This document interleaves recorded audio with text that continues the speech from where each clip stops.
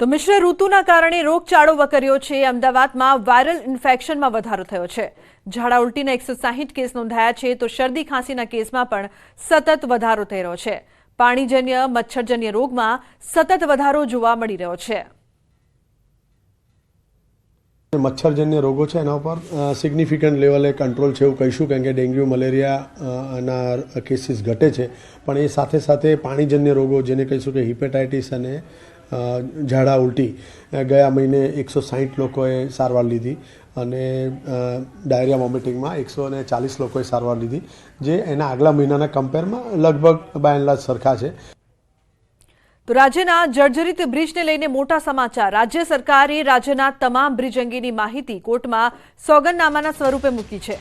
રાજ્યમાં કુલ 8 heritage bridge છે જે 100 વર્ષથી વધુ જૂના છે, જેમાંથી 5 બ્રિજ સદંતર બંધ કરવામાં આવ્યા છે, જ્યારે 2 હેરિટેજ બ્રિજ પર ભારે વાહનો માટે પ્રતિબંધ લગાવાયો છે અને 1 બ્રિજનું સમારકામ પ્રગતિમાં છે। રાજ્યમાં નાના 40 બ્રિજ આવેલા છે, જેમાંથી 23 બ્રિજને સમારકામની જરૂરિયાત છે। તો અમદાવાદ ઉસ્માનપુરા નજીક લૂંટનો ભેદ ઉકેલવામાં પોલીસને સફળતા મળી છે। સમગ્ર કેસમાં પોલીસે આરોપીની ધરપકડ કરી છે। હેમેન્દ્ર નામના આરોપીને શેર બજારમાં દેવું થઈ જતા સિદ્ધરાજ અને રોહિત વાઘેલા સાથે મળીને લૂંટનું તરકટ રચ્યું હતું। પોલીસે આરોપી પાસેથી લૂંટના 8,65,000 જપ્ત કર્યા છે।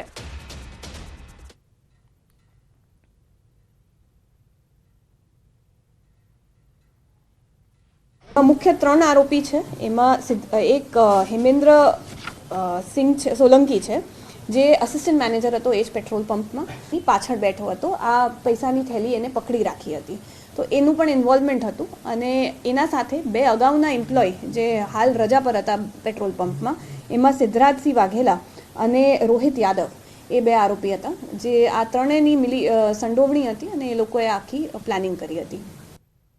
તો ધોળા દિવસે ચેઇન સ્નેચિંગની ઘટના સામે આવી છે। વલસાડના ઉમરગામમાં 2 યુવકોએ દુકાનદાર મહિલાની ગળામાંથી ચેઇનની ચોરી કરી ફરાર થઈ ગયા, જે સમગ્ર ઘટનાના સીસીટીવી ફૂટેજ પણ સામે આવ્યા છે।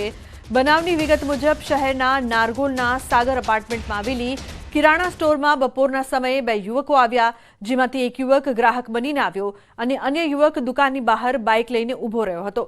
ગ્રાહક બનીને આવેલા યુવકે મહિલા દુકાનદારના ગળામાંથી ચેનની ચોરી કરીને નાસી છૂટ્યો, જે સમગ્ર ઘટના સીસીટીવી કેમેરામાં કેદ થઈ હતી। ઘટનાને પગલે મહિલાએ બૂમાબૂમ કરી હતી। આ ઘટના અંગે ઉમરગામની નારગોલ મરીન પોલીસ સ્ટેશનમાં ફરિયાદ નોંધાઈ છે। પોલીસે ફરિયાદના આધારે આરોપીને શોધવા તજવીજ હાથ ધરી છે।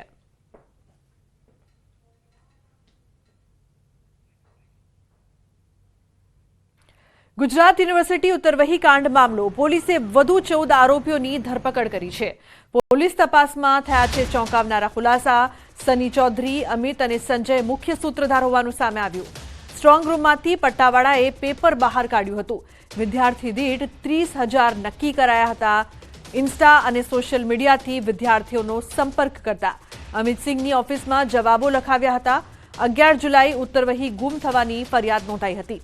કુલ 27 પૈકી 17 આરોપીઓની ધરપકડ। પ્રથમ પાને સ્વસ્તિક અને છેલ્લા પાને હેશનું સિમ્બોલ કરવામાં આવ્યું હતું।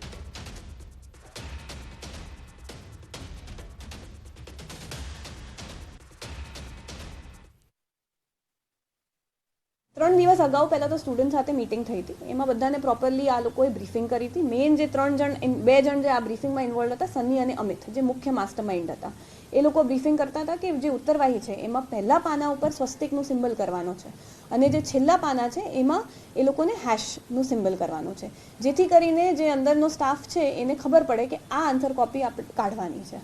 પછી સ્ટુડન્ટને જ્યારે જે દિવસે પરીક્ષા આપી હતી એના પછી જ્યારે રાતે 12 વાગે બોલાવવામાં આવ્યા હતા, એમના આંખે પટ્ટા બાંધીને એમને ગાડીમાં બોલાવવામાં આવ્યા હતા। પછી બીજી ગાડીમાં ટ્રાન્સફર કરીને એક અમિતનું એક અહીંયા ઓફિસ હતી, જે બીજા નંબરનો આરોપી છે, અમિતના ઓફિસમાં લઈ ગયા હતા અને ત્યાં બેસાડીને પછી બુક્સ આપીને એમને આ જ આન્સર કોપીમાં આન્સર લખાવવાનું કરાયું હતું આ લોકોએ।